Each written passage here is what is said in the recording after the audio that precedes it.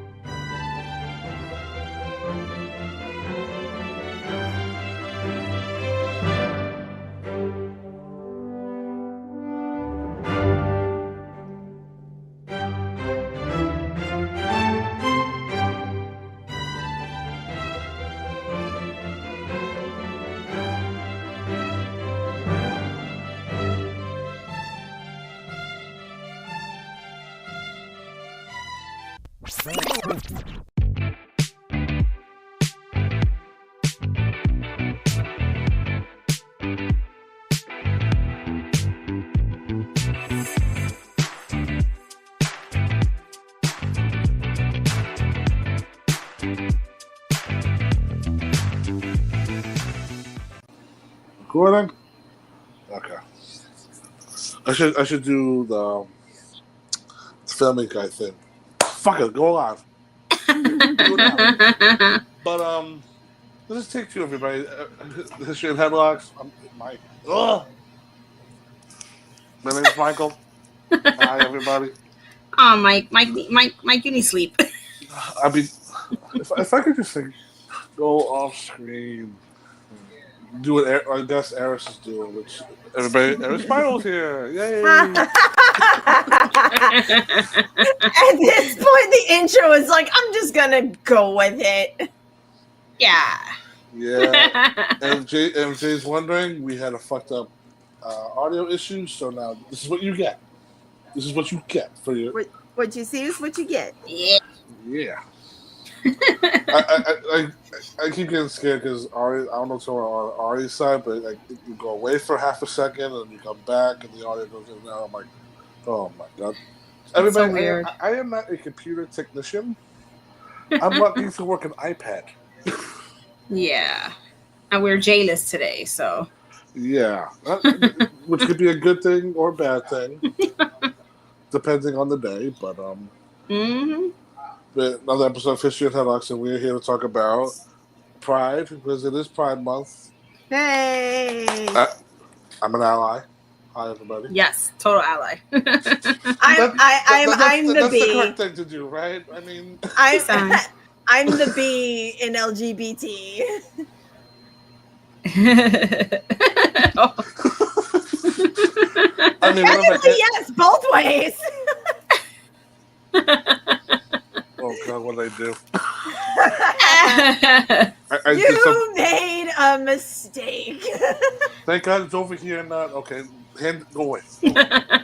But we're here talking about LGBTQ representation in wrestling. As far as we were going over this, we're talking about past and present, where it's definitely more accepted today. Absolutely. As it should.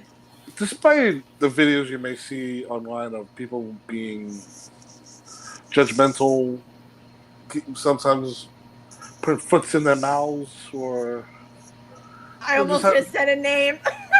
Oh god, you almost outed somebody? Oh gosh. Oh my god, no, it's one that everybody knows that they're into feet, okay? Oh, the feet. Oh god. Oh, how? That's not what I meant when people put foots in their mouths. The way you said it, that's how it sounded. In the literal sense. But you never heard that phrase in before? Not in a long time. Listen, I'm dealing with a head injury. Leave me alone. Yeah, okay. I apologize. But yeah, as far as let's start with this. Is there any characters in wrestling that stand out to you with a pride gimmick, or where they apply their gay? In a positive way, Effie. Mm-hmm. And then, oh my god, why am I blanking on the name? He's in he was in AEW. He was Max Caster's tag partner. Oh, Anthony Bowens. Anthony Bowens, yes. Yeah. When I tell you, when they did that promo where he's like, I don't know if you see my gear, but I'm gay. Yes. The Holly cameras like when she's like, I know you're into me. Meanwhile, he's just sitting there giving her a look. Like, When do you not see what's on my gear? When I tell you, not only like being part of the LGBT, but being friends with people in the LGBT, that shit happens all the time. I'm sure. And it's the other way where it's like, ew, you're into me. I want nothing to do with you. Like, no. But like, it's the fact that he, in a room full of thousands, were so positive about it. Where they were like, he is gay. Like, just chanting that. That had to be one of my favorite chants that ever happened on live TV. Absolutely. Mind you, is he the first wrestler to come out openly on television? I think so.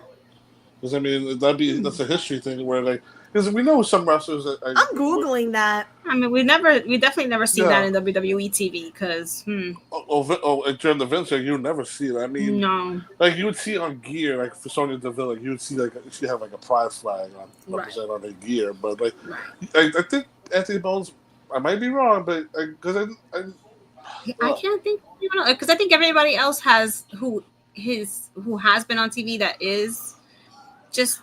Oh, he wasn't the first. Who was? Darren Young. Oh, right.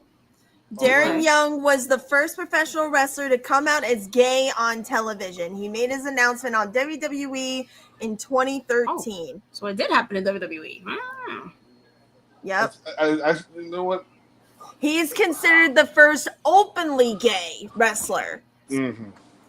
Because I can say this right now, like, coming out is one of the hardest fucking things to do, especially when you're in the public eye. Mm-hmm. Especially like when people are like, oh, my gaydar was way off. Like, when I came out, I got mixed. I got mixed reactions. Like, I wasn't doing it for a reaction. I was doing it because I was hiding part of who I am. Mm-hmm. Right. And the fact that there's wrestlers now who are like, I can actually be myself, you know? Absolutely. Like Sonya Deville. Sonya Deville, a lot of people didn't know that she was a lesbian until she made posts about when she got engaged. Mm-hmm. And every year she has a part of the parade with her and her wife. Yes. But the problem is there are people who take it as a joke. And they do joke gimmicks like what we were talking about before, where wrestlers will dress in drag and make it just one big joke. Mm-hmm. Like I said it before, Santino Marella when he was his sister. Oh, right. Yeah. Yes. Like and they tried to bring that little bit back, remember?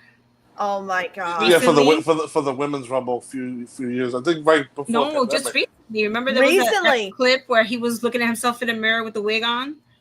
Oh really? I must have missed that. His daughter walked in and was like, He's like, I just miss my sister so much. Yeah, and mind you, that's his real life daughter. Yeah. I was like, wow, they really did bring this back, huh? Like they still. When you think about it too, like if you want to do like a alternate, like he has a sister, like that type of thing, like you could do it, but also like, what was the reason for doing it? You're doing a 1 year WrestleMania Women's Battle Royal, and Miss WrestleMania your crown, and you gotta give it to a dude, ha ha. And you still have to put him in, right? Exactly. Ha ha ha. Like I like Santino Marella. Don't get me wrong. Oh yeah. Oh right. Yeah. But at first, like when I was a kid, I didn't understand it because I didn't know what drag was when I was a kid.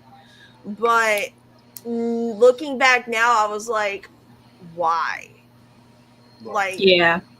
Like wrestlers in a way are also actors. Like you couldn't have just done like how you do the extras and have someone pretend to be his sister, you know? But no, they made it into a joke where he was a bearded drag queen, which I love drag. That when I tell you, oh yeah, I used to go to drag bingo every fucking Wednesday. Love my drag brunches. So this was at night, and it was called Anything But B9. And thank you for getting the joke. And it was hosted by a friend of mine, and it was so much fun. And actually, my husband took me to my first drag bar, and I ended up going on stage, and because we had just gotten engaged, and I got a free shot. I had to deal with a very drunk bride, and I was like, thank God I'm sober. But there are people who kind of take it a little too far, in my opinion. But then you have people who are actually part of the LGBT who they're okay with making it a joke, but it may affect others. Right. Exactly. Can you just elaborate on that though? Like, what do you mean who takes it too far? Like, if say there's a LGBT wrestler, right?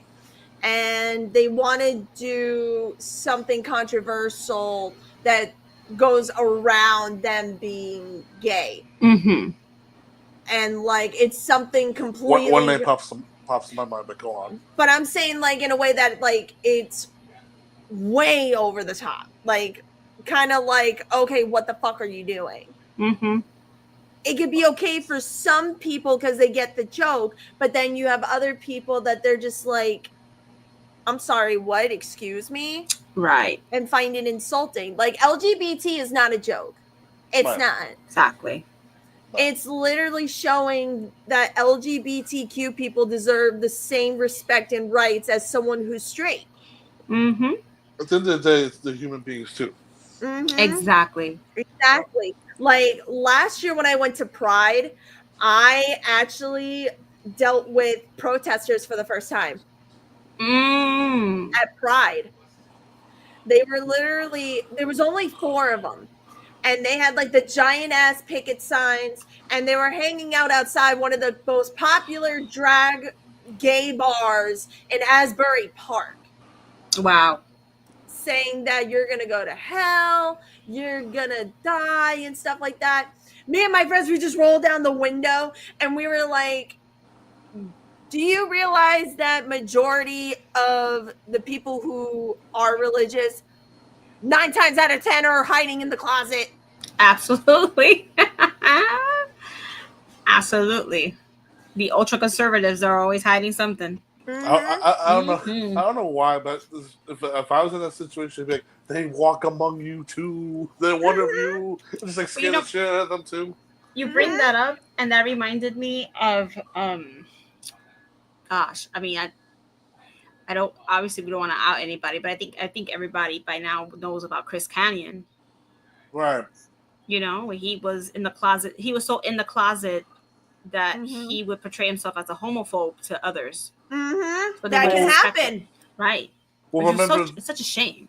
Well, remember the whole I think Dark Side of the Ring covered it, but they remember when somebody found out that he was gay, they had him dressed up as Boy George and had him come out of a box and have him sing to the Undertaker, and then the Undertaker would swing the chair and still one of the sickest chair shots. It was it was horrible. But it's Undertaker stated that like listen, like I swung that chair like I did everybody else. I didn't swing at him because he was gay. Because I don't care if like whatever sexuality was. It was a segment, but it's like you could. They outed him.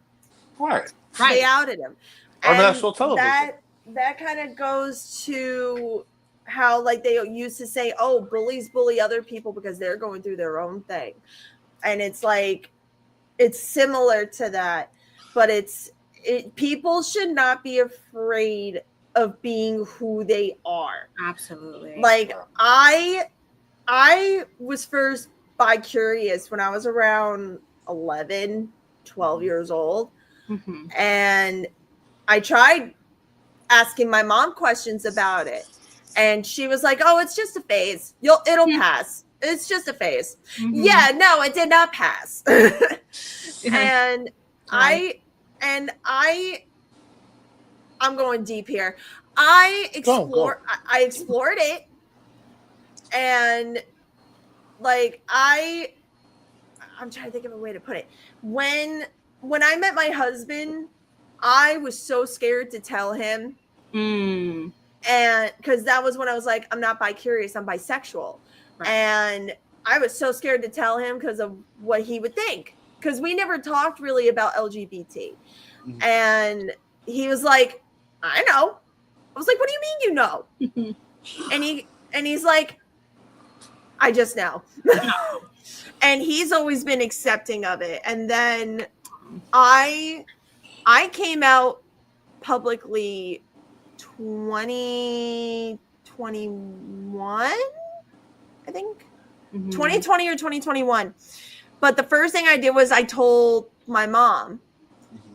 And first thing she thought was me and Lawrence were going to get a divorce.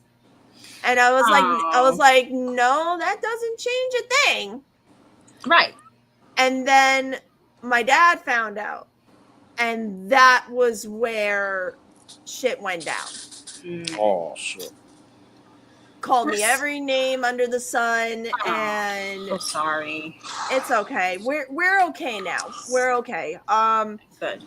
I think like he ended up having medical things happen where I guess he kind of was like, okay, I need to take more things for granted and not worry about it. But when I tell you my husband is a huge ally with the LGBT. Like our very first Pride, he bought a shirt that says I love my bisexual wife. Oh, I love that. I love it. And the running joke that when I tell you, sometimes some people will see it. If we see the same good looking girl, we both look and we just look at each other and we're like, yeah. But I'm mentioning this because there's a point where people will jump to conclusions about certain things, especially with LGBT. Like, how far can I take this without taking it too far? I'm asking as a question. As far as like you give an explanation? PG-13, R, what are we doing? Go. Yeah. People always ask if me and him have threesomes. And we're just like, no. I mean, I'm sorry to interrupt, but I can only imagine if when you go out in public and like you go celebrate, they're like, wait a minute, you're married, but you like girls, but it's like I don't like. Does that mean you don't like people just heads explode? But that's when I tell you that is the one thing that I hate is because how right away everybody you're married was to like, a man. Yeah, you're married to a man. You can't be sexual. I was like, you don't know what I do. Yeah, it's my fucking life. And people don't realize there are a lot of couples that are like that. There are, one is bisexual, one is cis, and they're okay with that. Yeah, like Mike has met my husband in person multiple times. He knows how he is. He is that person who would literally act gay, but in a positive way.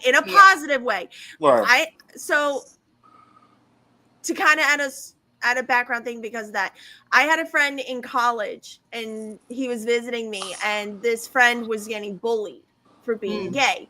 He was a 6 foot tall, big black guy who was gay. And he was being bullied and judged for being gay. My husband, being the amazing husband that he is, tells me his plan. I was like, oh, he'll love it. Do it.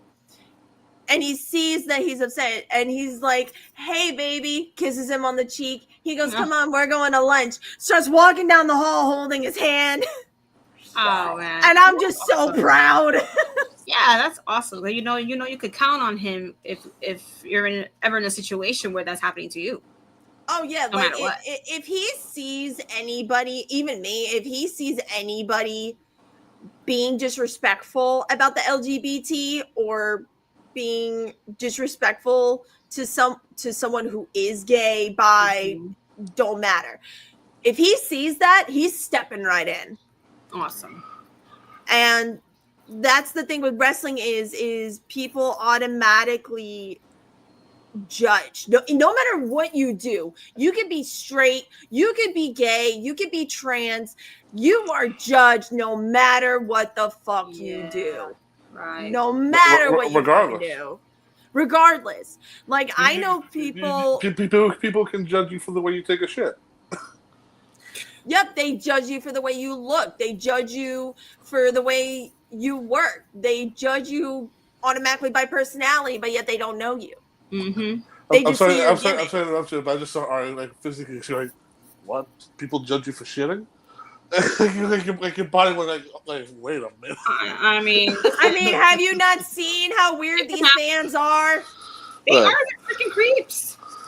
Well, I mean, I'll say this, like, for at least in wrestling sense, at least like there's also another outlet for people who are afraid or don't have anybody to talk with about like what they're feeling, because wrestling's another one of those places where it's a safe place where it's like yeah, you have some people that are still judgmental, but there's still people out there that are very accepting in the world of wrestling. Absolutely. But I did, Eris, when you were talking about like with people that like use their sexuality to like be exploitive or maybe take it too far. I was thinking, I don't know if you remember like Orlando Jordan in TNA days when he used to like he'd be coming out like for my memory of Orlando Jordan from WWE was like the chief of staff of JBL. Mm-hmm. Never knew he was gay, but then when he popped up in TNA, he's wearing caution tape. Like, I mean, now we know where Naomi gets her inspiration for her gear, but and Orlando Jordan. Don't even get me started with Money in the Bank. I was so mad.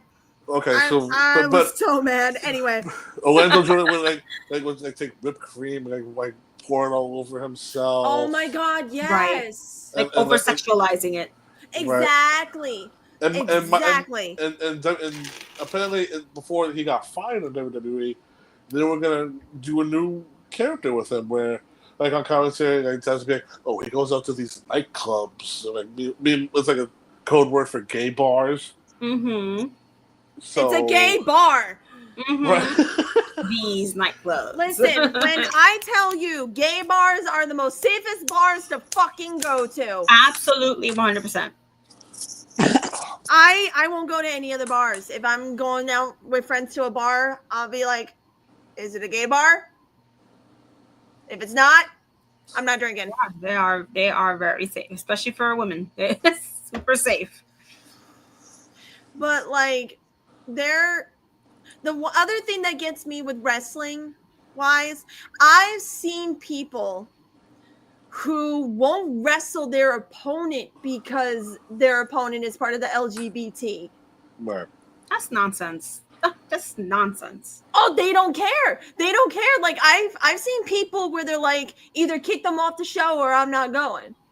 Wow. Like, they've done 1955. What? Yeah, like I've met so many trans wrestlers, and I've worked so many of them. And when I tell you, they are the best fucking people. Of course. Like honestly, the whole LGBT, even if there are certain people who are straight, are awesome. But when you have those people who are complete fucking homophobes and don't understand, you are literally in a wrestling ring rolling around with another sweaty person. Right.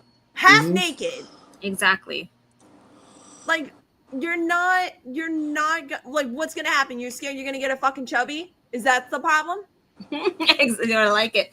Yeah, and those are the ones that should be taken off the shows. Like, you know, if you can't accept everybody that's working on the show, then you gotta go. Mm-hmm. Unless there's actual reasons. Beyond that, right. But if you're not going to wrestle somebody because you don't agree with who they are, get the fuck out. Exactly. Like, get the fuck out. I've worked, like, just recently, I worked with Jamie Senegal. Jamie Senegal is known as Daphne's daughter. Mm-hmm. And when I tell you that was the best ring chemistry that I've had in a long time with anybody. Wow. And she is amazing at what she does. She's absolutely And amazing. it's on YouTube, so everybody wants to go watch it. Go watch it. Awesome. Like, when me and her were going over our match, we were just joking the whole time. And I've also wrestled against Taylor One Shot. Taylor One Shot is another trans person. I was one of her first singles matches. Mm. And we had a blast. And now look at her. She's literally going all over the place now. Mm-hmm. And then there was also Ronnie Flores. Ronnie Flores is, my God, she's a fucking gorgeous queen. Oh my God. But like, she was the first trans person I ever wrestled. Yeah. And I was like, there's no difference. And like, as soon as she told me, she was so scared to tell me that she was trans. I knew she was. Mm-hmm. I knew she was. And she was scared to tell me. I was like, as soon as she said it, I was like, okay, and? Right. I was like, I don't see that. Literally, to make her laugh, I was like, I see a gorgeous fucking hot woman in front of me. I don't know what you're talking about. That's how it should be. Like, all right, now can we put this together? Let's work together. Come on, let's go. Yep, let's do it. But then you have people, I feel like it's more difficult for the gay community more. Mm-hmm. Because how guys are like, oh, I'm not going to wrestle a gay guy. Like, yeah. What are you, scared? Right. You scared they're going to be better than you? It's always weird. It's always weird things like that where they're afraid, like, oh, maybe, this is gonna be like rated R sounding, but like, what if he accidentally gets me in my butt? Like that's right. It's like stupid shit. Inappropriately. Right, and then of course, sadly, maybe you like it. Maybe, but sadly, then you get situations where people who are gay or whatever they identify as are in situations where they're against somebody, and that person takes advantage of them. Right. And then unfortunately, that person then decides, you know what, fuck this, I quit. Or abuses them, stiffs them in the ring, right? Absolutely. Yep. It's horrible. It's so sad that like the world has changed so drastically where it's so divided, where there's so much hate for the littlest shit. Yeah. You know? And it's, when I tell you, wrestling is literally just fucking high school. It is always drama. It is always, everybody has to be in everybody else's business, judging each other, acting like their shit don't stink. Right. You know? Right. I was always taught mouth shut, eyes and ears open. Mm-hmm. And I always stay out of the drama, but if someone that I know is being affected by something, or if I see something, I'm gonna do something. You know, like I've seen people talk shit at wrestling shows where they're like, why am I going to go against this person? They like dudes. Okay. And what, are you scared that you're going to get your gay awakening? What's the problem? Mm-hmm. You already wrestle with men on a daily basis. Or right. Yeah, that's what I'm saying. Like, thankfully, the world has become a little bit more accepting of LGBT. However, there are still people who have that old mindset of just, oh, they're different. Oh, yeah. And I'm sure some of them are just seething inside watching what's going on. Mm-hmm. Especially with the world the way it is right now. It's one of those things where like you have to question that mentality, because like if you saw me, I chuckle a little bit, because like when you think about it, it's like I'd rather wrestle the guy that wears the tiniest underwear and let's grapple, let's do all these great wrestling holds, but God forbid you'll actually have feelings for me. I don't want to touch you. It's like I'm sorry, what? It's like, just get out your head. Like, I'm not saying, like, if you're not comfortable working somebody, just bite the bullet and do it. No, like, if you're uncomfortable with someone for a legitimate reason, right, that's a different story. But if you're not comfortable with someone just because they like the same gender as themselves. Yeah. But they're different from him. It's Wow. different. It's way different. Like, I'll give a great example. Sassy Boatwright. Mm-hmm. I love Sassy Boatwright. And I didn't know that their pronouns were they, them. Mm-hmm. And when I tell you, I learned so much from them. And we just had a blast. And they had an idea during our match. And they were like, you can say no to this. I was like, lay it on me. They told me the idea, and I thought it was funny as fuck. Literally, the story we were telling was she was desperate to go on a date with me. Okay. And we rolled with that shit. It was so funny. And she didn't know that I was bi. And I was like, listen, I'm fine with it. I think that's hysterical. I was like, I already saw a fan wearing my husband's shirt. We can roll with this. Mm-hmm. And my husband wasn't even at the show. And like stuff like, as long as you communicate with the person of what's necessary, then it's fine. But if you're gonna have a problem where if your opponent is gay and you're straight, or they're lesbian and stuff like that, like, that's not gonna affect the match. Right. You're there to tell a story. No. Like, their sexual orientation should be the last thing of your concern. Absolutely. Exactly. 100%. I mean, at the end of the day, wrestling is supposed to be entertainment. It's not supposed to be judgmental, or where we're supposed to like be like, or it's supposed to be fun at the end of the day. Because I mean, like to go back into like the mainstream stuff. I mean, not for nothing, both companies, WWE and AEW, respectively, do show love from time to time when it comes to the community. I mean, for AEW examples, Nyla Rose and Sunny Kiss got hired right away. I love Nyla. I mean, I wish I'd seen Nyla more on TV, but I know, me too. It's like she was what, I believe, the second AEW World Champion. I got to wrestle on a show with Nyla Rose, and me and her had a heart-to-heart, and I cried. I met her in person. Nice woman. I love her. Very talented, and you know what? It's like, and then like I said, she needs more to be seen more on television. And then absolutely, for somebody in the case of Sunny Kiss, you know, I love Sunny. Absolutely wonderful human being. Does anybody remember the match she had with Cody Rhodes? Yes. Everybody's golden boy right now. They're in a match on television. First off, let me say this: Sunny looks fucking fantastic right now. Yes, she does. She has always looked fantastic, but the fact that she's finally being herself, like, I'm so happy for her. I do want to give like Jay a shout out here, because you've heard him say this to us when he goes, and respectfully, she puts a lot of girls to shame with that ass. Yes, everybody admires that booty. Right. Listen, since I met her, she had that booty. It's like, and I was like, don't. I even said this to her. I was like, don't take this the wrong way, but your ass is amazing. And she's like, oh, I know.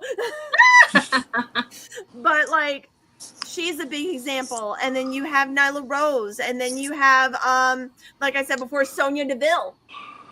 Sonya Deville hit it for a long time until she was engaged, and people had a problem with it.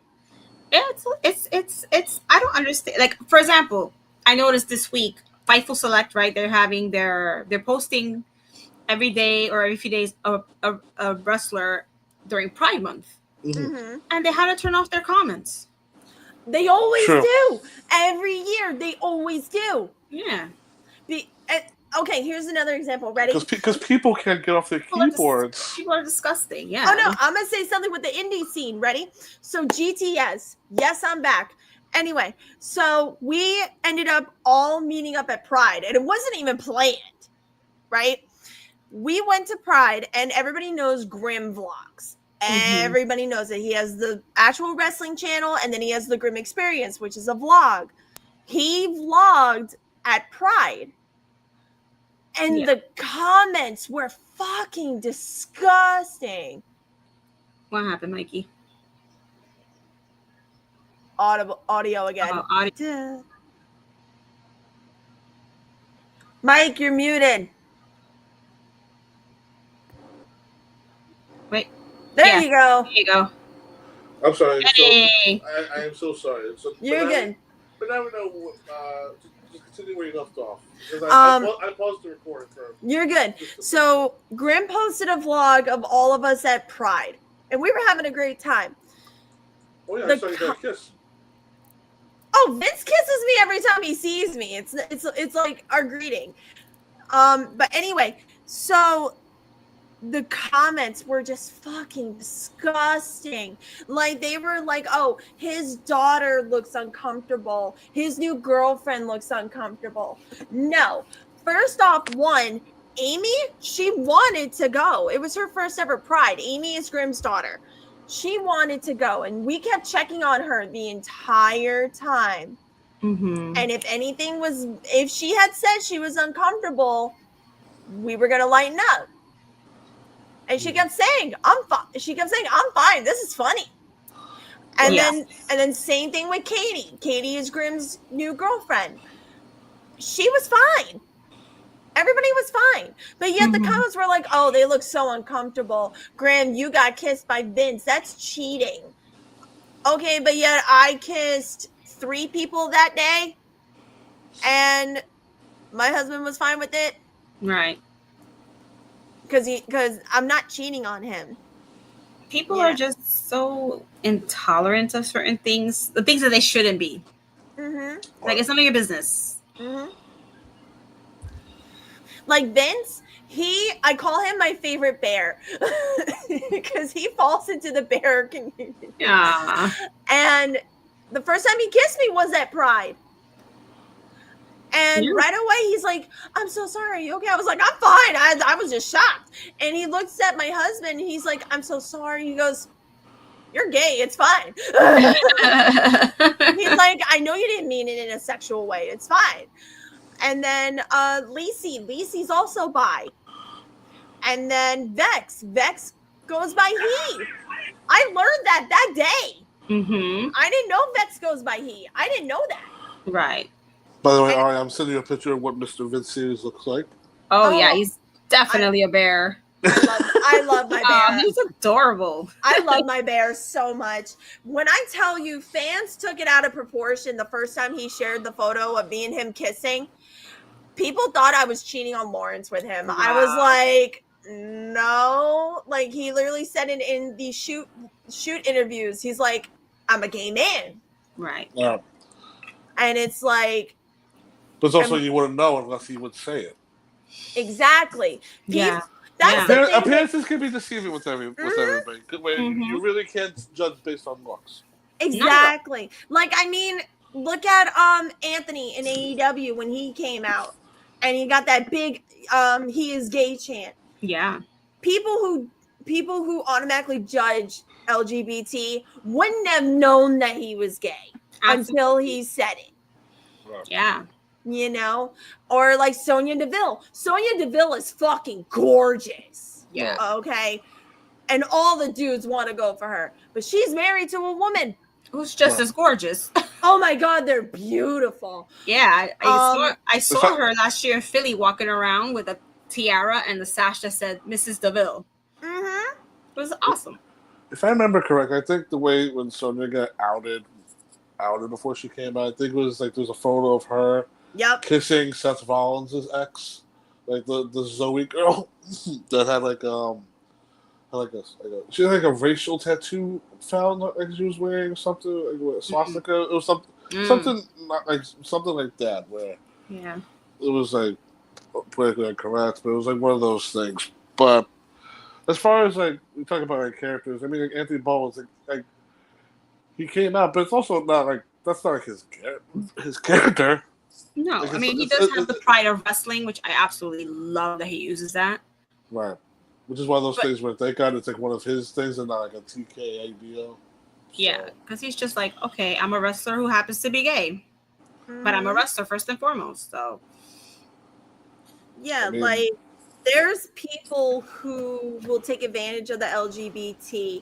Like I learned recently about queer baiting. And queer baiting is acting like you're part of the LGBT, but you're not. And like they accused Rhea Ripley of doing it. Mm-hmm.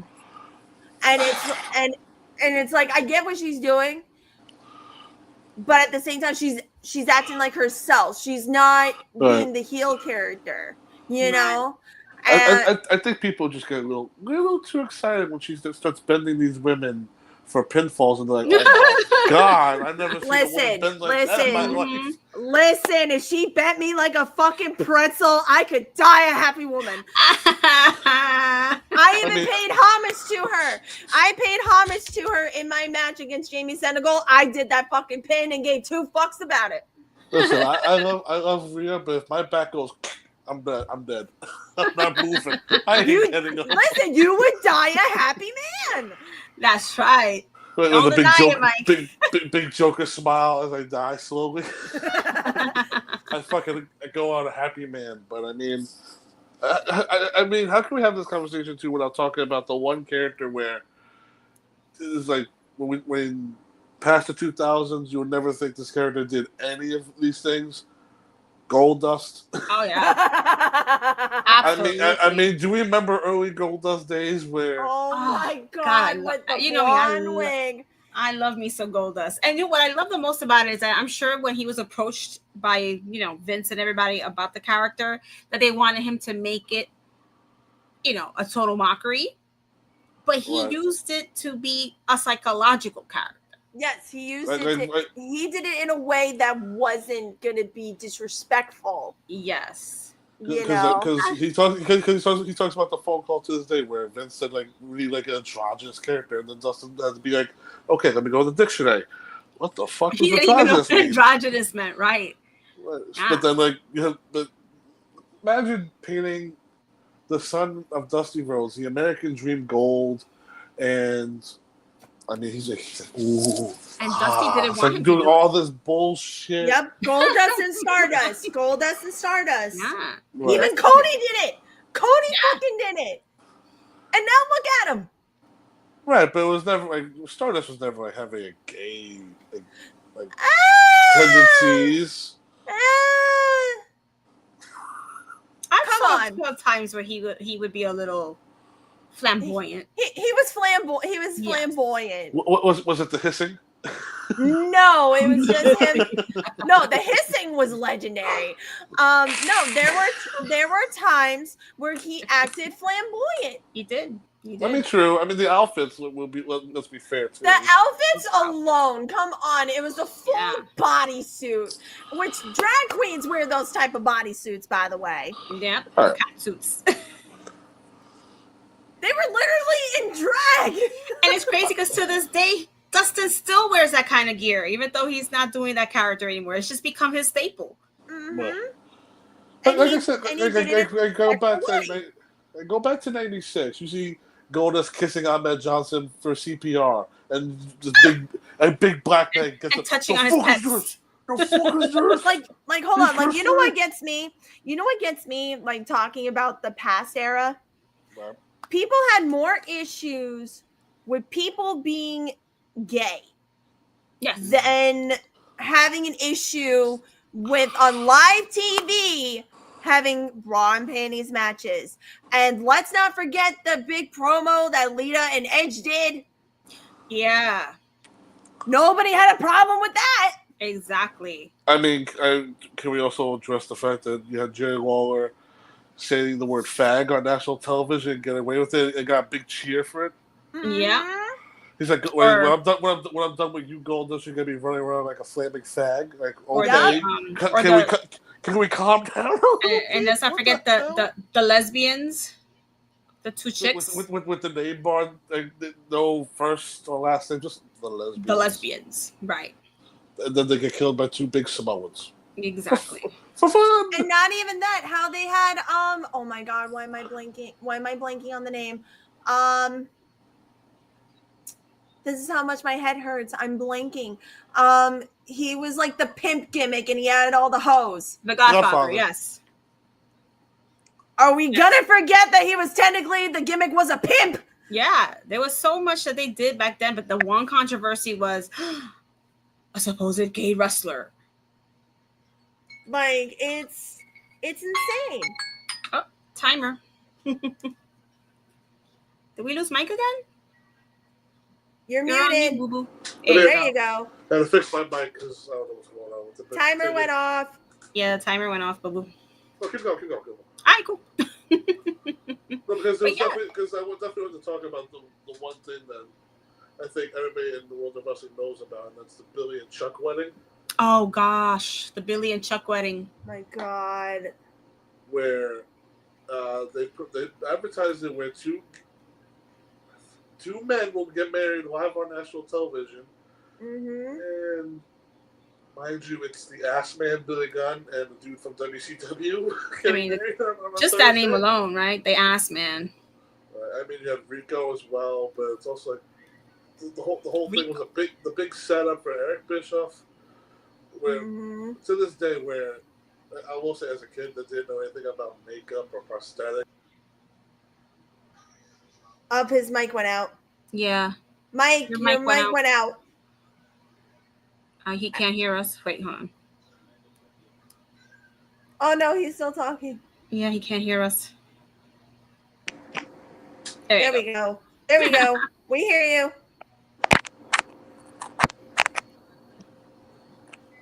We hear you. Good. I'm just saying. Ladies and gentlemen, technical difficulties. That's streamers. Yeah. Yeah. But like, I was talking about. What was the last thing? Yeah, go ahead. The prosthetics and makeup. Yeah. Right, but overall, the advertising of a wedding, and they don't do it. I mean, it's one of those things where you look at wrestling and you're like, do they get a pass on that one? Right. No, it's like right there. Like that was an example of not taking the LGBT seriously. They were making it into a joke. Like I will say that what the Billy did say, like, listen, nothing against the gay people, but we're not gay. Right. They made sure he said that, but it's also like you did this for a ratings draw. That's what it was.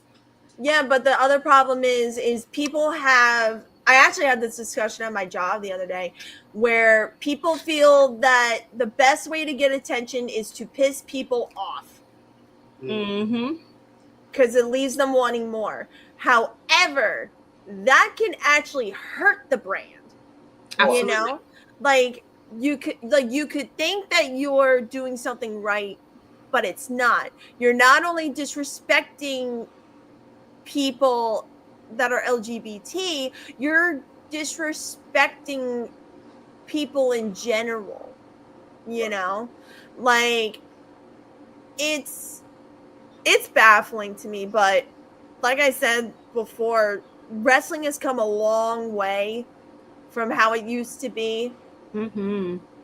Like there are certain things that could still change, that could still use a little changing. Absolutely.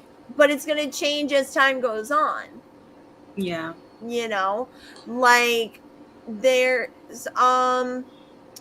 I'm trying to think of a way to put it. Well, I just had this quick thought. It was also like, if you think out loud and you say that, like, WWE's gonna have two men get married. Do you know how fucking hard it is for gay men to get married, like, just in real life? Right. Like how many states it's allowed? Exactly. And there's places that are currently about to reverse that. Yep. And counted that whoever got married in that state, that it's gonna get what's the word, annulled. Just awful. It's sad. And then you have people who are part of the LGBT that want to have kids, and they, whether it's surrogate, whether it's adoption, and even that's starting to like come back to where it's difficult for them to have families. you know. And then you have right away the people that are like, oh, you're brainwashing your kids. They're the amount of times that I heard people say that kids should not be at Pride, I disagree. Because one, there are families where there's 2 moms and 2 dads. Exactly. There are kids who, I'm trying to think of a way to put it, who are learning. There are literally kids who are like, oh, I feel like I'm a boy trapped in a girl's body, or vice versa. Yeah. And 9 times out of 10, people are like, oh, you're too young to understand. Like, no. Because a lot of times when you speak to adults, they say they use the same with children. Mm-hmm. And then the one thing that I will say, drag shows specifically, if it's a family friendly event, that's one thing. Right. Awesome. Take them to the brunch. Have a great time. But if it says 21 and over, that's for a reason. Exactly. My 10-year-old. Like, I know. Right? I mean, come on. Yeah, but like the 21 and over is 21 and over for a reason. It's Absolutely. not just because it's in a bar. It could also be what is being performed. Exactly. You know, like there's drag queens who will wear the fake tits. Yes. You know, and then they do like the they, like, we all know drag queens are fucking amazing. They're talented at what they do. Some of the routines are risque. Obviously, a kid's not gonna want to see that. Not want to see that, but you know what I mean. Or understand it. Yeah. But there's a limit. If it says that it's family friendly, that's different. Bring the kids. Me and Lawrence have had this discussion where I plan on taking our kids to drag shows if they want to go. I'm not going to force them. Right, exactly. If our kid comes to us, let's say we have a son. Hey, mom, dad, I'm gay. Okay. Well, we won't love you any less. Lawrence even said if we had a daughter where she came forward and said, I feel like a boy trapped in a girl's body, he straight up said that he would take him to the mall right then and there, get him the clothes he wants, get him the haircut he wants. Like, I grew up where I wasn't really introduced to the LGBT. I found out myself. Mm-hmm. And the fact that I found that the Pride community is more welcoming than the regular community, it's insane. Don't you stare at me like that. Lawrence is staring at me right now after I said what I said. Ah. I was saying how if we had a kid and say they're a daughter and they go, I'm a boy trapped in a girl's body, that you would take them to the mall. Yep, he just nodded yes. I love that. What's an example of a controversial LGBT storyline that they took it too far? He's a wrestling encyclopedia. I'm curious what he's going to say. An LGBT one? Like either the company went too far with it, or the company went too far with it, like a disrespectful point. So I've never really seen much of that. There's not really much because it's so like if you sit there and you were to degrade like that LGBT or whatever, you would be literally blackballed. Like, it's not a joke. Like, every woman that's a trans or whatever, every single guy that's trans or whatever that I've met or whatever, all get treated perfectly fine or whatever. Freaking but there are people that they're like, oh, I don't want to work that person because they're gay. There's a lot of companies that do that or whatever. They're old school. They find it wrong, but it's not wrong. You get in there with a friggin' trans or whatever, or gay, straight, bi, I don't give a fuck or whatever. They're there to wrestle. Treat them the same way that they want to get treated. I actually just remembered one, and this is where we have to go to the Attitude Era, of course, because I remember this vividly. It was when Mark Henry was having a thing for China, and then China brought her friend Tammy, and then Mark Henry had a thing for Tammy, and then he went his hand underneath, and then he goes, "Sweet Jesus, you got a penis." Oh, Yes. when Mark Henry had a thing for China, and then she introduced him to Tammy, and he said, "Holy shit, she has a penis." Oh sweet Jesus, you have a penis. Oh sweet Jesus, you have a penis. And then, Like that kind of disrespect. And then she switched over. Why did they call me Tammy, honey? So it was like, and they get Jerry Lawler Oh, Jerry. because Tammy is Freaking man, Jerry baby. Lawler, man. That man is something else. I'll say this: when I met Jerry Lawler, the only thing that I remember from him was me and him had a debate on Superman versus Batman. Yeah, Oh, because he's such a comic. He's a big comic fan. He Yeah. was wearing leggings from Hot Topic. He was wearing All right, Jerry. because he was wrestling and he was wearing these leggings from Hot Topic, and I knew they were from Hot Topic because I had saw them a few days before. It was with the Adam West Batman on one side, and the other side was like kapow, bam, stuff like that. And then he was wearing during the meet and greet the Under Armour shirts when they were popular. Yeah. And I will never forget it. It was a camo one with the orange Superman symbol on it. Mm-hmm. And I was helping out at his table, and I was like, you're contradicting yourself. And he's like, what do you mean? I was like, you're wearing a Superman shirt and a Batman tights. And he goes, Batman. Yeah. He's a Batman nerd. He actually showed me a picture of his replica of the Batmobile. Yes. But right there, the way that people act, you don't know how they are. Like, we all know how Jerry Lawler is behind closed doors. All know. Right. I mean, the Paul Heyman debate still rings in my face. Oh, how are the kids at the swing set, Jerry? Oh my God. Uh-oh. Like, there are sicker people in wrestling. Like, it's insane. And more people are concerned of, oh, I don't want to wrestle a gay man. Oh, I don't want to wrestle a lesbian. Oh, I don't want to wrestle a trans. Mm-hmm. But yet people get away with worse shit. Oh, yeah. There's 2 points I want to bring up too, where you bring up like how much drag has been an influence or like is a thing today where it's popular for a lot of people. Some people don't like it. I mean, also for the people that don't like it, I mean, go back in wrestling history and take one good look at Demolition. You tell me what you think you're seeing. Because I mean, also the Road Warriors too with the football pads and the spikes on them. I mean, wrestling is all about costumes too. I mean, like you'll have a field day with the Warrior, Ultimate Warrior, Right? Depending on how you feel about that, but 9 times out of 10, their gear was made by a gay person. more than likely, Yeah, there you go. I think we need to also. I want to bring up this final person where they showed it looked like they weren't explicitly gay, but showed characteristics. I mean, and we know this man has been in the news a lot for things he does outside of the ring, and that's the Velveteen Dream. Nope. Fuck him. Fuck him. Right. I know, because everything he did. Yeah. But that man had a lot of potential, like the overall look, the character. And that was one of those characters where you rarely saw that. I agree with that, but he's still a piece of shit. Oh, yeah. Absolutely, 100%. We're not debating about that part. We're just saying, like.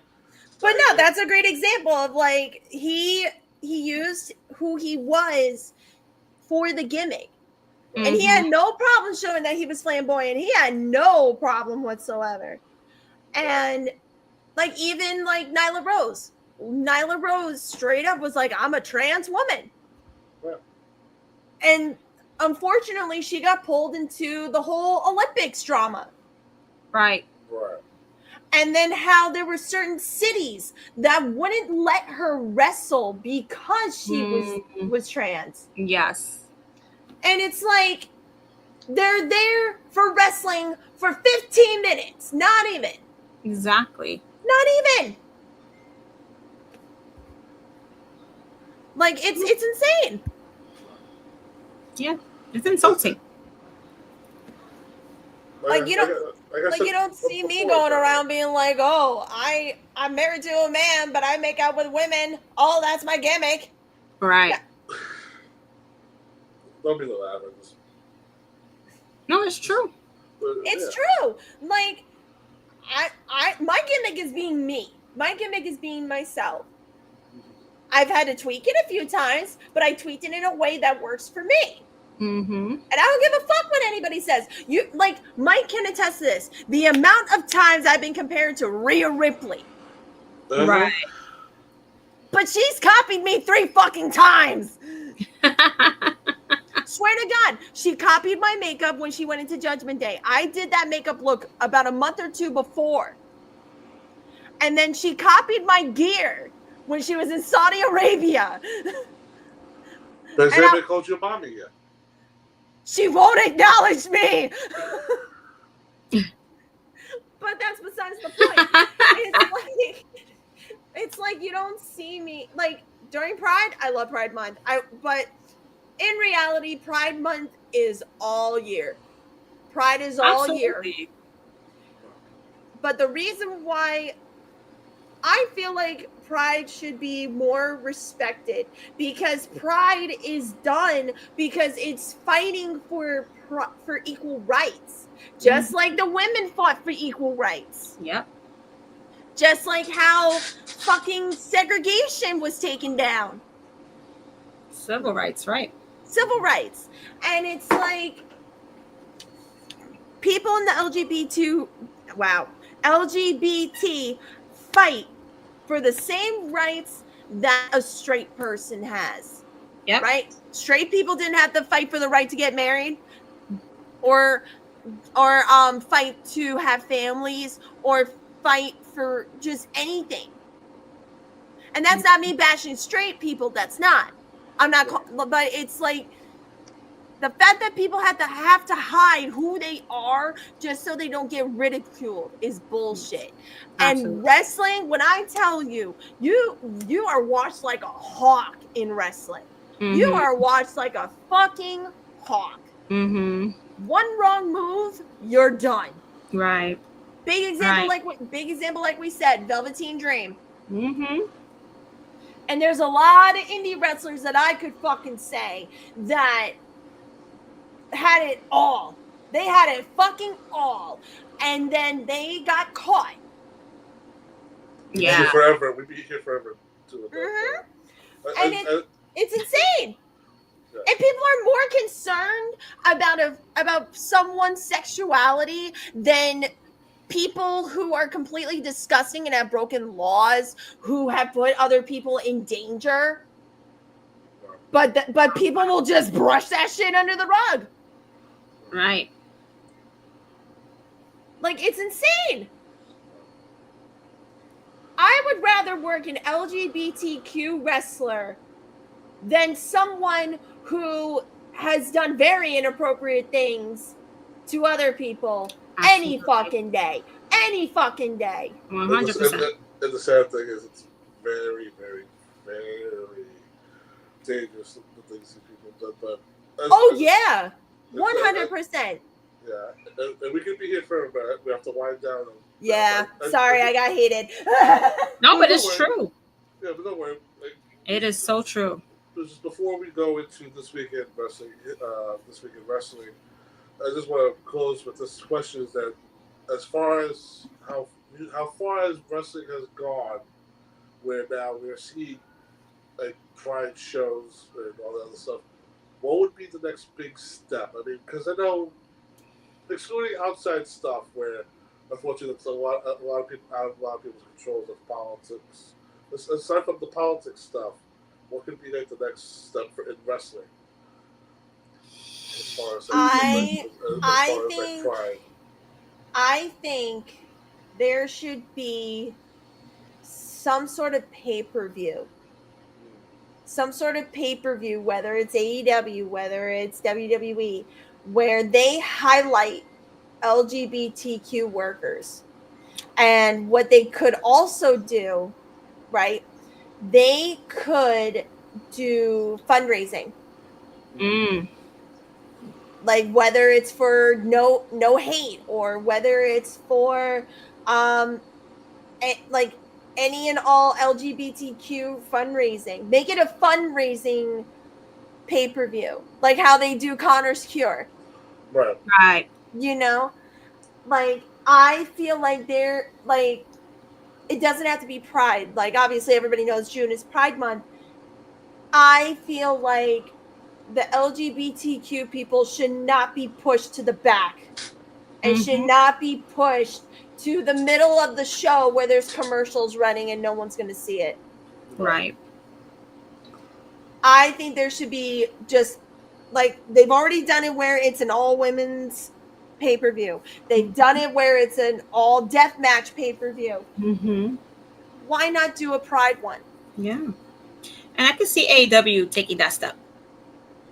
Most of their roster is right and open. I mean, look at Tony Storm, Nina. Oh my God, Tony Storm! She literally said it in her promo. She said, "I am here. I am queer." I'm queer, exactly. And she don't give a fuck what anybody thinks. And I'm curious to know, like with Mariah May, because I believe she's also bisexual, openly. Will she be? I mean, we saw her play that role in AEW, but are they going to hold that back in WWE NXT? I hate to say it, but I think they will. Reason being, the whole background thing. Yeah, not just that. My main reason, in a way, WWE is kind of going back to what it was, where every girl looked like a fucking Barbie doll. Yeah. Like the only actual plus size wrestler that they have is Nia. Right. And Nia can't wrestle worth shit. We all know that. Well, also Piper too, but Piper Niven. Piper Nevins, yeah. Piper. She had her own character for the longest time. And then she's part of the LGBT. Yeah. Your new name is Dewdrop. When she was Dewdrop, yes. And as soon as she came out, what did they do? Paired with Eva Marie. They put her with Eva Marie. Exactly. Right. And then like how now she's with Chelsea Green. Which works in Alpha Fire too. I feel like they need to not, as soon as a wrestler comes out, it's in general, even if you're not a wrestler, coming out is hard. Coming out is so fucking hard. Right. When I tell you, I had panic attacks the day I came out. And I was judged. I was ridiculed. Lawrence was getting blown up from all the messages. They were like, what do you think? Blah, blah, blah. Doesn't matter what anybody fucking thinks. But I feel like in WWE, in AEW, especially for the women, there needs to be more respect. Don't push them to the back. I mean, right now, the only LGBTQ woman right now in AEW that's getting the highlight is Willow Nightingale and Tony Storm. That's it. And I hate to say it, I love them both. I know Willow personally. They're gorgeous. Yeah. But yet you won't put Nyla up? You won't let Sunny do much? Fucking Sue Young. She'll literally kiss the person and then spit blood at them. Man or woman. I've been seeing her on my TV. What the hell's going on with that bullshit? She's been doing her own thing. I still talk to her every day. But she's doing her own thing. And you want to know, and I think, and I hate to say it, I think one of the reasons why they won't bring her back is because she has a hard time losing the baby weight. And she's fucking gorgeous. She's gorgeous. Everybody's gorgeous. Majority of the people are. Yeah. But I feel like LGBTQ people should not be ridiculed and pushed to the back or demoted just because of who they are. Absolutely correct. I think importantly too, at least I wanted to say before we move on, but there's definitely communities out there that you could reach out to if you're feeling alone, you need somebody to talk to. Reach out. There are people out there that if you shoot a message, they will answer you. Yes. Never be afraid to reach out, especially if you have people who support you. And if they judge you for who you are, you don't need them. They're not really. That's right. You don't need them. Amen. And on that happy note, Eris, do you want to learn about some history? I would love to learn some history. All right. So, if you don't know, we're going to go back and forth with dates from certain things that happened in the world of wrestling. I will go first. Go ahead. So this week, now we're June 10th. So this is when the episode's going to be out. So we're doing these last 2 weeks. So this week in wrestling history, on June 10th, 1996, Scott Hall unveiled his big surprise on WCW Monday Nitro when Kevin Nash made his return to the promotion, previously working for WCW as various outlandish characters such as Vinny Vegas and Oz. Nash had left for the WWF in 1993 and found significant stardom as Diesel. His return alongside Hall kicked off the historic NWO angle that ran for over 4 years on and off. That was such a moment. The only thing I remember about this, like more specifically, stupidly, is like when Nash said, "Look at the adjective, play." It's like that's a verb. Oh yeah. Okay, Kev. Whoopsies, Kevin. But overall, that was such a at the time we didn't have the exposure that we have now, where we have insider knowledge of everything now. So we think. I will say the closest thing to modern day stuff is definitely like Ricky Sage showing up on NXT Mariah May recently doing the same thing. Because you don't think these people, like, you think, oh, they're staying in one place forever. They're never going, oh, wait. Yeah, but even then, we already knew they were released, so we knew they were going to show up eventually. But back then, we didn't know that Scott Hall and Kevin Nash were no longer with WWE. We didn't. Nobody knew about it because nobody reported this. So when the first week, when Razor Ramon shows up in Nitro, acting like Razor Ramon, talking like Razor Ramon, it was like, what's going on? Oh my god. And then the following week, Diesel shows up, and it's just like, oh my god, are they really taking over? Yeah, WWF was right to sue them because Scott Hall was not holding back. I'm the bad guy. Without saying I'm racist, but he was doing the whole character. He did, but then eventually he kind of. I feel like it just stuck with him. Like he never really was able to shake off the accent. But it was such a moment in history, in wrestling history, that left so many of us shook. After meeting Kevin Nash and Scott Hall, that don't surprise me. Nope. Liz, when I tell you, meeting them, one, they are the funniest people you will ever meet. Absolutely. Kevin Nash has to be the biggest ball buster in wrestling. He's a fucking flirt. It is. I mean, I remember telling Mike, but I met them at WrestleMania in Canada, X8. It's going that far back. And he ended up jumping on my beer order at the bar.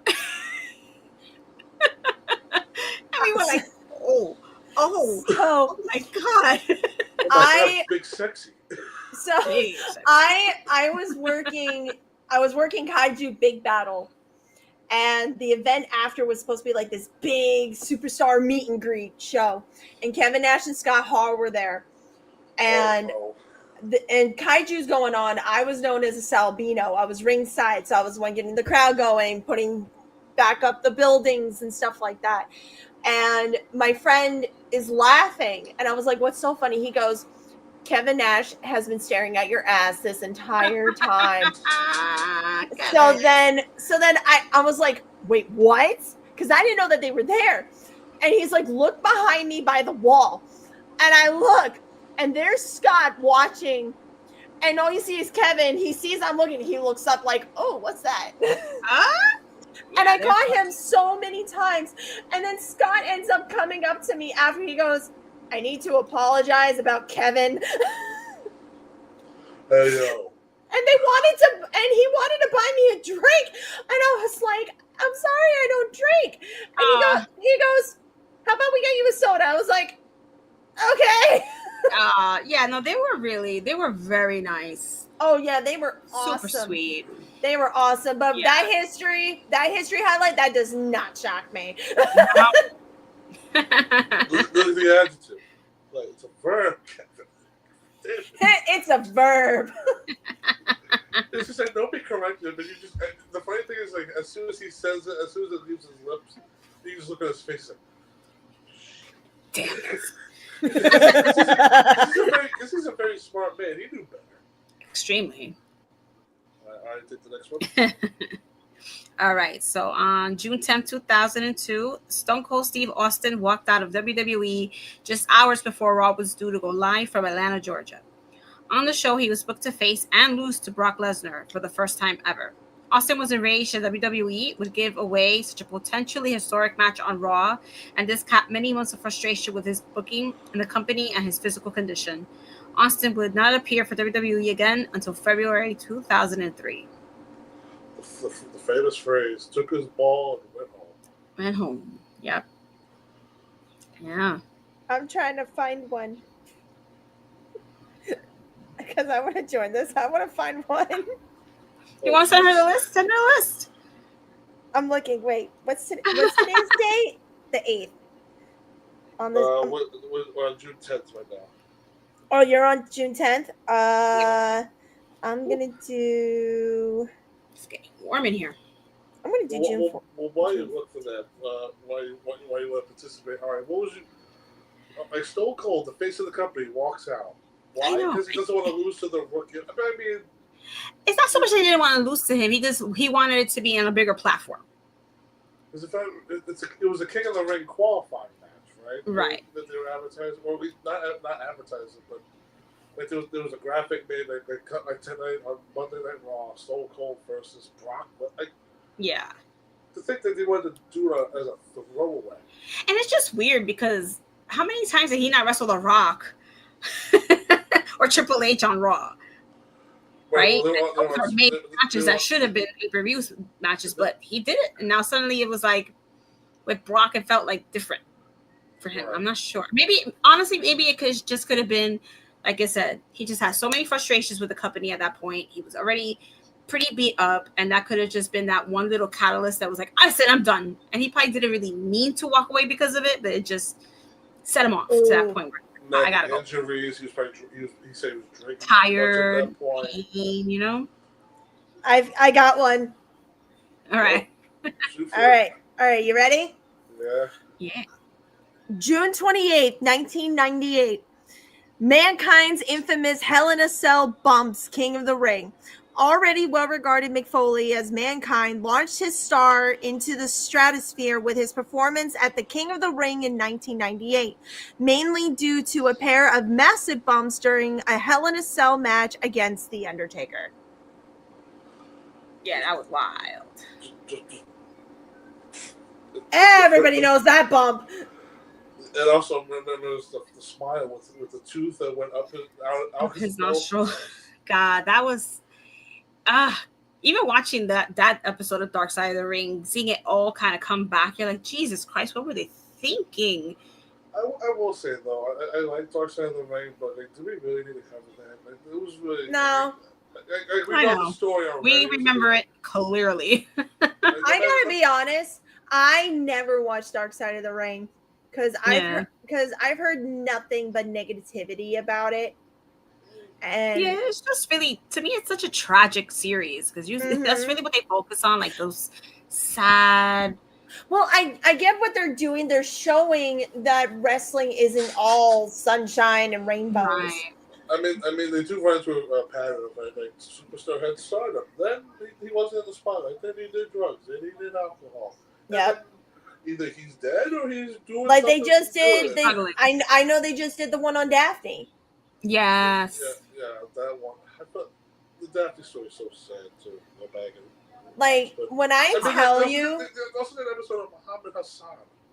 Like, I admired Daphne so much even before I was wrestling, and now, like, this isn't me trying to like talk about myself or anything, but the amount of times that fans come up to me and they're like, "You remind me of Daphne," and I was like, don't ever compare me to the queen. Aw. And the fact that I just wrestled Jamie Senegal, who's known as Daphne's daughter, is insane to me. And she even said it to me where she's like, you do remind me of Daphne. I was like, oh my God, no. But with Mick Foley, when I tell you, he was one of the first wrestlers I ever met. I was 5 years old. I was terrified of like seeing him in person. Aw. And he was Mankind at the time. And he ended up taking his mask off. And he's like, see, it's like dressing up for Halloween. And I will never forget that. And then a few years later, I met his daughter, Noelle. Mhm. And I ended up doing photography for him and her during a wrestling event. And he's like, can you send me these pictures somehow? And I'm thinking, I'm not going to get his personal information. I'm not going to ask for that. And I was like, yeah, I can send them to Noelle. And he goes, no, I want you to send them to me. Aw. I was like, oh? He goes, yeah, how do you want to do it? Do you want me to give you my number? Do you want me to give you my email? I was like, up to you. And he goes, I'll give you both. He's so damn cute. I love him. And then everybody thinks Yeah. that his memory isn't the greatest because of how many headshots he's taken and stuff like that. I ran into him a few years later, and it was actually at that Kaiju Big Battle show. And he's like, I'm not going to say my real name. He's like, Eris. And I was like, who's calling me? And I turn around, and there he is. Nah, he's sharp as a whistle still. When I tell you, like, this is so off topic, but if you ever want to see anyone that is obsessed with Christmas all year round, that is your man. Yes. When I did Comic-Con in 2014, I think 2013, and he was there dressed as Santa. Nobody knew it was him. Yep. But He it's also him. even wears all year round. He wears the Hawaiian Christmas shirt. Yeah, it's adorable. He is one of the most genuine people that you will ever meet. And me and him ended up having a conversation about autism, actually, because I was wearing an autism awareness bracelet with my little brother's initials on it. And we were talking about that, and he was asking about my family and stuff like that. And when I told him that he was one of the first wrestlers I met, he's like, when was this? I was like, this was 1998. And this was actually after that Hell in a Cell. And he was like, where was this? I was like, in New Jersey. And he's like, that was Freehold Raceway Mall. It was me and Doink the Clown. I was like, yes. And he goes, you're the little girl I gave Sacco to, wasn't it? I was like, yeah, that was me. Aw, he's just the best. He's amazing. I love Mick. I want to share the ring with him, even if it's for a promo, at least once. Yeah. Like, he's another genuine human being who don't give a shit. Like, he'll support anybody. Absolutely. And in such a positive way. Well, you say he supports everybody, and then there's that one, his former boss, who he continues to show support for, but that's the one blemish. Don't get political. Don't do it. So let's move on. Please. I was gonna say we'll be here all night. This week in wrestling history, on June 11th, 2006, WWE presented ECW One Night Stand at the Hammerstein Ballroom in New York with 2,460 fans at ringside. He wrote ringside, but I meant paying attendance. Because it might be all those people from front row. Big front row. This was the first official revival of the ECW brand since the bankruptcy of the company in early 2001. The event was a sequel to the hugely successful original the year prior and was followed days later by the revival of ECW as a third WWE weekly brand. It also marked the first time that Rob Van Dam won a world title World Championship level title in his wrestling career. Everybody remembers too, if Cena wins, we riot sign. Yes. And I think the big question is, if Cena did win, would there be a riot in New York City in 2006? No, not at all. Security would come so fast. Like the first person would be like, let's get him, and the security's like, bonk. We always see that. If so and so loses, we riot. We never see it happen. I want to see it happen. I mean, your boy CM Punk got the same treatment too for Money in the Bank years later. Right. Also, Yep, he cashed in. And it's just, you know, like, Ari has such a hatred for CM Punk, so we joke around by saying, your boy, CM Punk. One of the worst human beings I've ever met in my life. My God, he's miserable. Well, did you know that also happened in June when he cashed in? We'll hold on, we'll get to it if it's in here. But yeah, that was definitely June 2009. You mean 2011? Hold on, I passed it. Hold on, I just saw it. Where's the list? Where'd it go? No, that's not the one I'm looking for. Come on, where is it? I just saw it. I'm determined.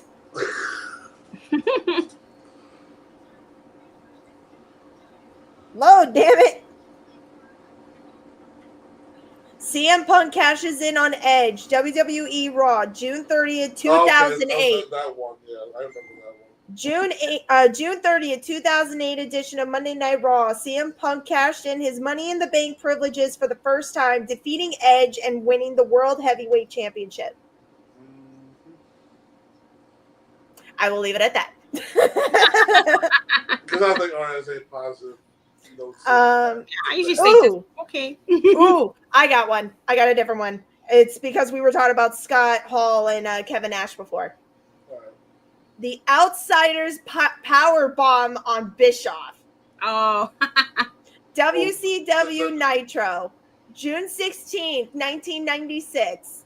Having threatened the announcer for weeks, Kevin Nash and Scott Hall would eventually make a statement at the Great American Bash 1996, with Nash hitting a powerbomb off the stage on Eric Bischoff. I mean, you would definitely love to beat the shit out of Eric Bischoff nowadays. One, man. But even back then, it was like, yeah, he deserved that shit. I like that. I like that Ash is participating. Yeah. She's doing the random stuff. The thing is, also, like, I actually Googled wrestling events in June, like wrestling history, and there's a few pages where it's like 20 best wrestling moments that ever happened in June. That's what I'm going off of. Ooh, number one is good. Ooh. Wait. Let's save it just in case it's already on this list. Yep, go ahead. You know, let's save it for last because I looked at the last one and that's really the point. I really don't care about that one, but I saved that for that. Yep, I got you. It's somewhere in my room right now. Next up, I'll take this next one. Go ahead. On an episode of Monday Night Raw and called Mr. McMahon Appreciation Night. The night was conceived as a. Oh God. Oh, yay! Say it. The night was conceived as a way of cheering up McMahon after losing the ECW title to Bobby Lashley. At the end of the show, McMahon was seen walking to his limo, getting inside, and the limo exploded. After Raw went off the air, WWE.com reported that McMahon had died. But the next day, a press release was announced making it obvious that it was a storyline, which angered a lot of people. The angle was canceled a couple weeks later due to the very real Chris Benoit murder-suicide tragedy. Oh my God!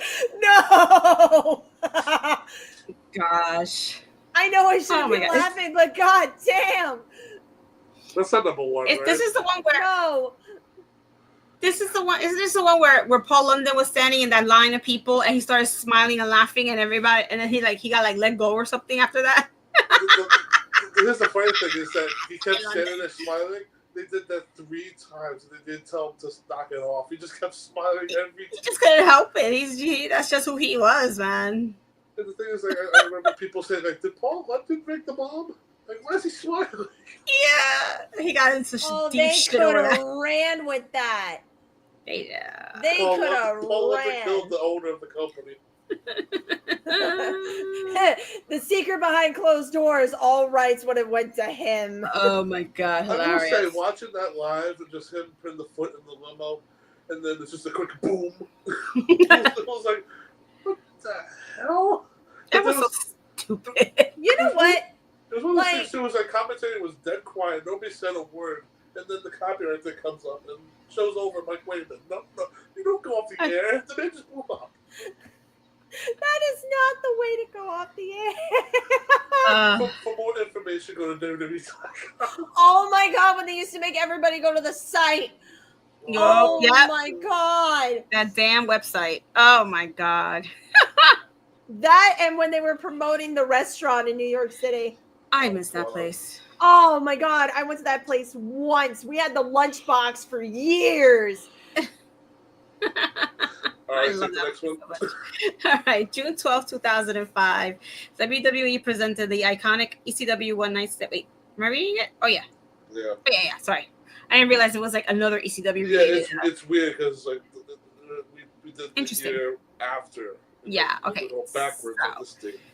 So WWE presented the iconic ECW One Night Stand pay-per-view from the Hammerstein Ballroom in New York City. The show marked the revival of the ECW brand for the first time since the company fell into bankruptcy in 2001.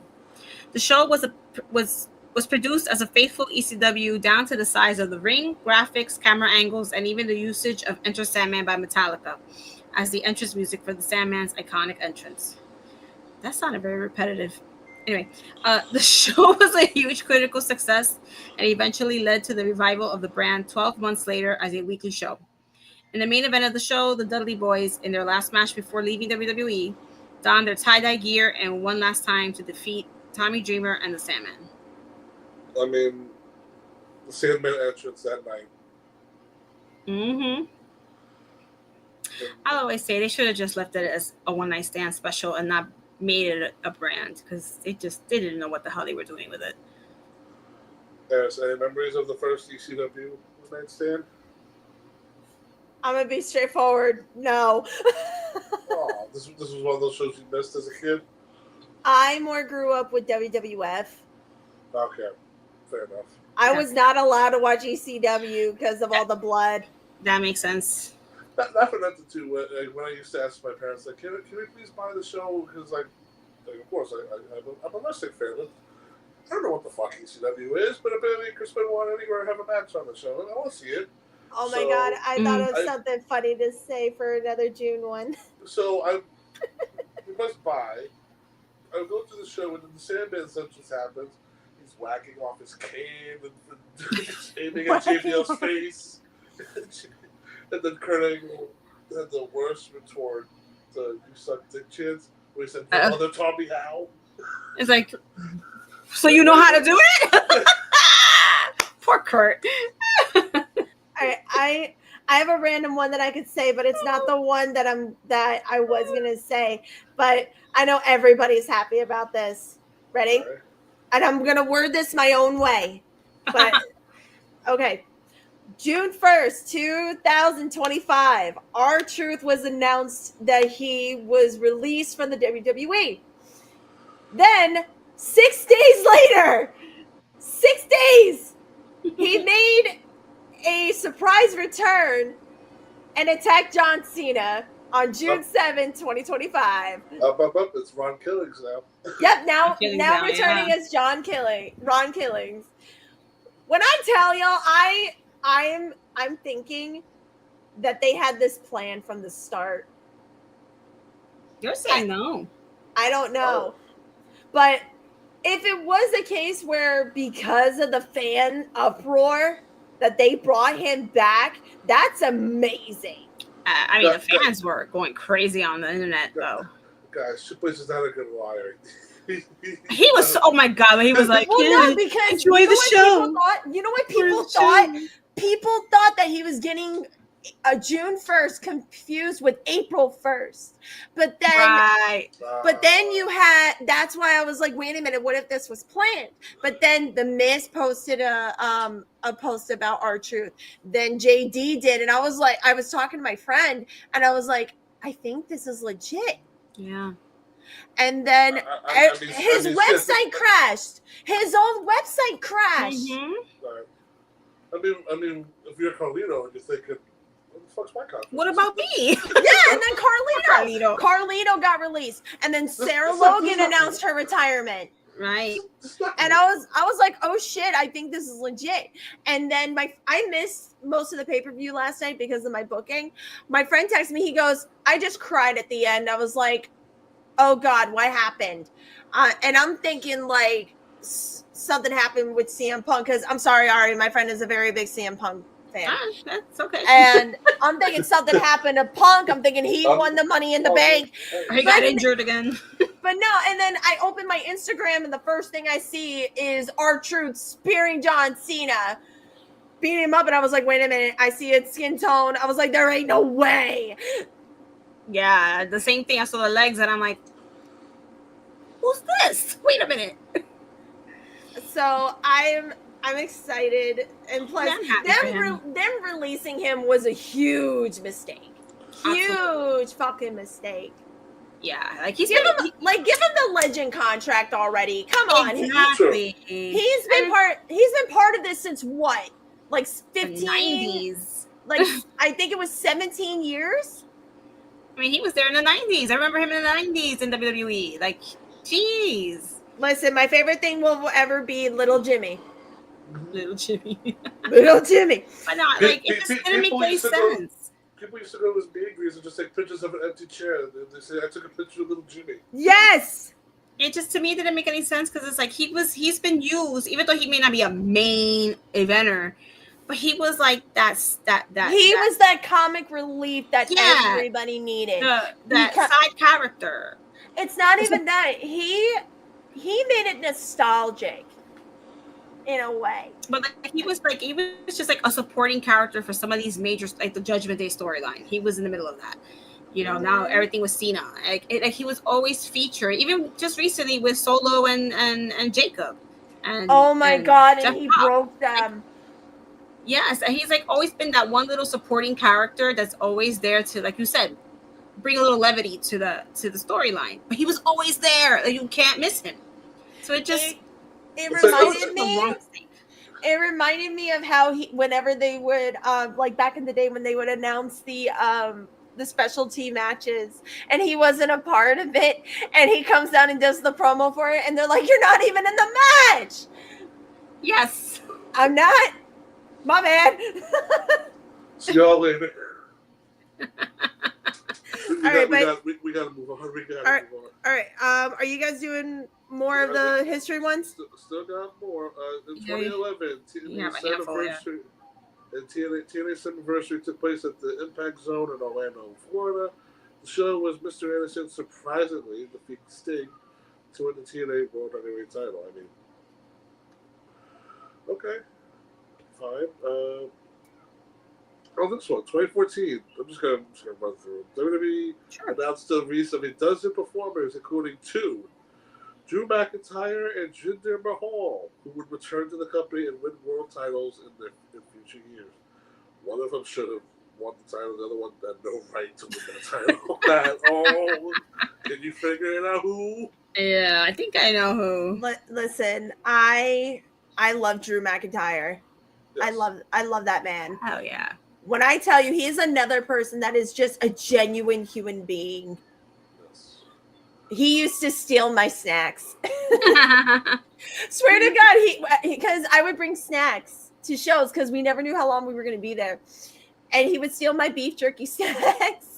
So he made it a tradition that whenever we did shows together in Queens, he would take me to lunch every show. We would either go to 7-Eleven, the Bodega, or Pizza, or Taco Bell. And all you see is little me and 6 foot something tall him walking down Queens Boulevard. Nobody was fucking with us. That's so cute, though. That was when he was Drew Galloway. That was when he was Drew Galloway. This one unfortunately said June 13, 1982. High Chief Peter Maivia, the grandfather of Dwayne "The Rock" Johnson, passed away aged only 45 after a lung cancer battle. Only 45? I didn't think he was that young when he died. Oh my God. Wait, who was that one more time? High Chief Peter Maivia. Oh my God. Age 45. God. By the way, I just want to make this one comment. Oh God. We gotta move on, but the fact that Ric Flair basically was like, Jim Ross should shut up about his cancer. Karma is such a bitch because you got it now, asshole. I know. He got bit right in the ass with that one. I'm like, yeah, Rick. You talk You learned too it. much. So Hopefully never show you. I'm gonna change the fact that I was gonna read because Yeah. it mentions Ric Flair. Oh, gee. Well, hold on. 1993, WWE presented the first ever King of the Ring pay-per-view from the one of the fortunate name Nutter Center, Dayton, Ohio. The centerpiece of the show was an 8-man tournament to crown the King of the Ring after 3 classic matches against Razor Ramon, Mr. Perfect, and Bam Bam Bigelow. Bret the Hitman Hart was declared the winner. His crowning ceremony was ruined by Jerry the King Lawler, who attacked Hart and began an off rivalry that lasts for a number of years. The other major happening on the show was saw Yokozuna defeat Hulk Hogan for the WWF Championship. And what would be Hogan's last televised bout in the company until 2002. Jesus. Mm. That's when the camera exploded in Hogan's face, and nobody questioned why. He just let it go. Well, Flash. here's another fact. Ready? A year later, at the next King of the Ring, Owen Hart won. That's right. They did the back-to-back. They had the Hearts win 2 years in a row. Yeah. But let's be real, he's the real King of Hearts. Yes. He's the King of Hearts. Absolutely. I always loved the original concept of King of the Ring, where the whole pay-per-view was the tournament. Yes. Bro. Unlike now, where they do it throughout the shows and then they have the finals. Do you guys miss the crowd in the robe? Yes. Oh yeah, with the throne. listen. Those over dramatic things back in the day, I miss them so much. Like So how you were talking cheesy about and the awesome. Well, not even that. As you were like how you were talking about the car explosion before. They can't do that shit anymore. And I think the last big thing that I saw, and I saw it in person, it was a pay-per-view in Long Island. It was Braun Strowman versus Roman Reigns, I think it was, where Braun turned over the ambulance. I was there for that shit. When I tell you, we heard the ambulance in the back. It was insane. There was an era where Braun Strowman basically was like, you're on TV to flip the biggest truck you can find. Right. Like they'll do car accidents and stuff like that, but that's the craziest that they'll go. They don't. Yeah. But the problem is you don't get to actually like see it. Like how, even though I can't stand her, Jade, when she was put through the car, we only saw the aftermath. We didn't see it actually happen. Yeah. I was convinced she fell. She all tripped and fell on her left 2 feet. She was a klutz. She almost died. God. Listen. If we're gonna talk about somebody who should not be in the ring, I'm gonna leave it at that. I'm with you, sister. I'm with you on that. Listen, I'm sorry, but someone who gets mad for losing once and leaves, really? You're definitely coming back for talking about the modern product. Ronda Rousey. We just got 2 more, and then we're gonna go to you for the #1 wrestling. Yep. Moment. Yeah. 2004, WWE's Bad Blood pay-per-view took place at the Nationwide Arena in Columbus, Ohio. The Raw brand show was headlined by Triple H defeating Shawn Michaels in a 47-minute Hell in a Cell match. To this day, this is the longest Hell in a Cell match in WWE history. Also on the show, Chris Benoit retained the WWE World Heavyweight Championship with a win over Kane. Oof. Mm-hmm. You really need to convince me to sit for 47 minutes to watch something. Come on. That when I tell you matches like that, you have to do so much to keep the people's attention. Oh Right. God, yeah. I like just give me like an 8 to 10. That's all I need. I don't need an hour-long match. Yeah, depending on who it's in the match. I'm surprised this is the longest one because I thought the original Undertaker Shawn one was the longest. That might be second, honestly. Yeah, like that Triple H in the ring is a little too long for me. A little too long for me. Yeah. Tell us how you really feel. I mean, no disrespect to him, but it's like he wasn't really the most. Like Shawn Michaels, yeah, I could watch him for hours in the ring if I could in his prime, but Triple H not so much. 47 minutes is a little too long for Ari. Yeah. I've actually fallen asleep during matches like that and on the indie scene. I'm not gonna lie. If an indie matches go up past 30, I'm sorry. Nope. Just nope. Oh yeah, that's a lot. Last thing before we go to As for Hers, 2009, Austin Aries became the first man to win the Ring of Honor World Title for a second time, with a win in a three-way dance against Jerry Lynn and Tyler Black at Manhattan Mayhem 3 at the Hammerstead Ballroom in New York City. God, that must have been a great damn match. I mean, I wonder what Tyler Black's doing these days. I mean, is he still around? I don't know. Just money in the bank that he should have, but that's a different discussion. I told you he was winning. So, Iris, you've been a surprising contributor to this segment. So, what is the number one wrestling moment in June? June 18th, 1995, Great American Bash. Randy Savage versus Ric Flair. At the Great American Bash 1995, old rivalries were renewed between Randy Savage and Ric Flair in a tremendous match. Right. Okay. Because in WWF, they did the whole Miss Elizabeth thing, where Ric Flair had Miss Elizabeth first. I'm waiting. I feel like there's more. There's the shoe that needs to be dropped. Like something else. Something must have happened that night. Ooh. Hold on a second. Wait. Sorry, I just saw something pop up. On my Instagram, it just popped up. Someone else just, I don't know if she's been out for a while, but Tegan Knox just posted a picture of her and her girlfriend. Oh yeah, because I think I heard she was bisexual. She's got a girl. Hey. It's another wrestler. Miranda Alice or Elise. Professional wrestler, wrestling coach, physical therapist. She's pretty. You know, didn't Tegan just recently post a video talking about how she's ready to come back, and then people call her too injury prone, and then everybody in the comments still ripped her up about it. And I'm like, Jesus Christ, people. That's what happens, unfortunately. When you tear both your ACLs. IWC, man. These marks are ridiculous. Listen, people forget how dangerous wrestling can be. Okay, exactly. You know, like I found out recently. What's going on? What are you doing, I just found out recently. We don't use that language here, Ari. Like I just found out recently. I found out that I have scoliosis. Oh, get the hell out of here! How the hell did you find this out now? I went to the chiropractor, and the chiropractor took X-rays, and and Lawrence has history of scoliosis, and we're thinking we're going to see it on his X-ray, which we did, but his is cleared.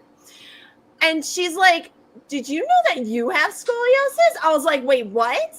Oh my gosh! And she shows my X-ray.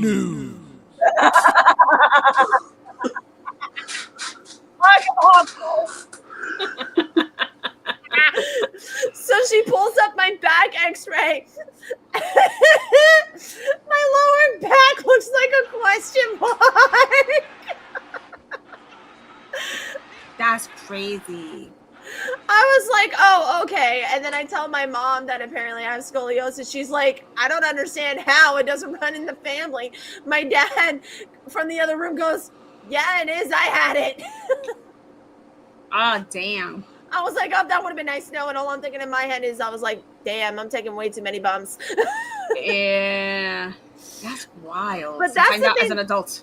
Yeah, but that's the thing that fans don't understand is how dangerous wrestling can be. Yep. Whether it's physically or mentally, you know?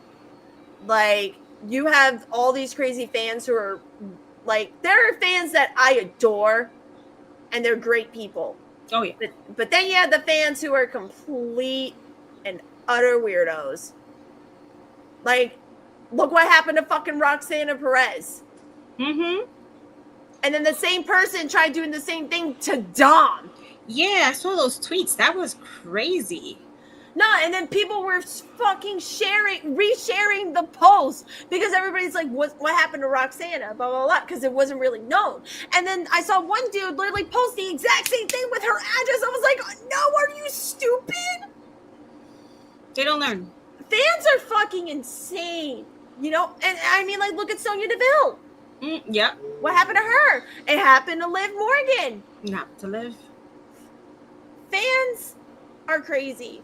They are the most judgmental people. I will say that. The amount of times that I had fans be like, "Oh my god, you're fucking gorgeous," blah blah blah blah. But then the moment I turn them down, or I'll be like, "Okay, I appreciate it," and they're like, "No, you don't understand." They make it creepy, and then I shut that shit down. They're like, "Oh, I didn't mean it anyway. You're just a fucking fat cow." I was like, "The fuck you then?" I was like, "I don't give a fuck. I don't know who you are. Bye." You know? You don't want to follow me? There's the unfollow button. I don't give a fuck. They're horrible. And on that note, Eris, where do people can find you? me and my unfiltered self. You can find me. I mean, that was the perfect segue. Come on. Don't follow me. Where can people follow you? If you choose to follow me, everything is pretty much the same. It's Eris_Spiral, ERIS_SPIRAL. I'm on Instagram. I'm on Threads. I'm on Lemon. I'm on everything. I also stream video games on Twitch. And if you find me on Facebook, because Facebook wants to be stupid, it's 2 L's. I have shows coming up all June. I'm making my debut next weekend in PA against Harleen Lopez. That's gonna be, hold on, I'm pulling up the info. That's gonna be Summit Wrestling Association. They're doing Say When. It's not revenge, it's a reckoning.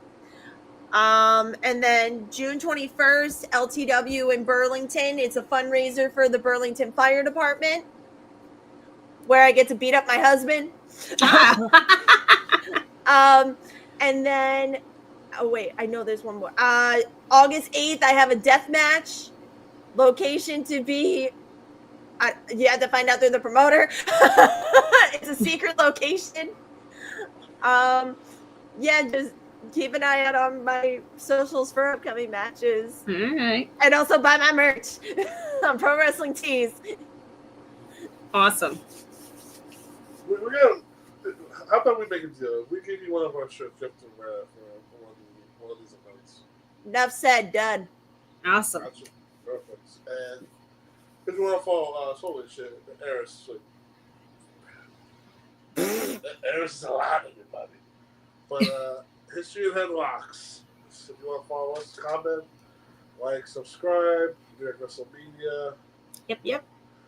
And I got a lot of shit for just saying, have a good day. But You gotta be like, you dirty bastards. But I'll leave this episode like this. Support everybody. Love everybody. Yeah. And just remember, every day is history. So make it your own. Happy Pride.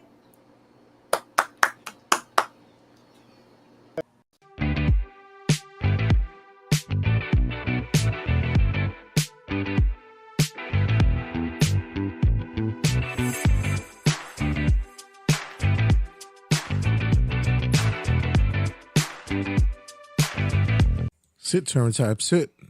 Good boy. Ruff.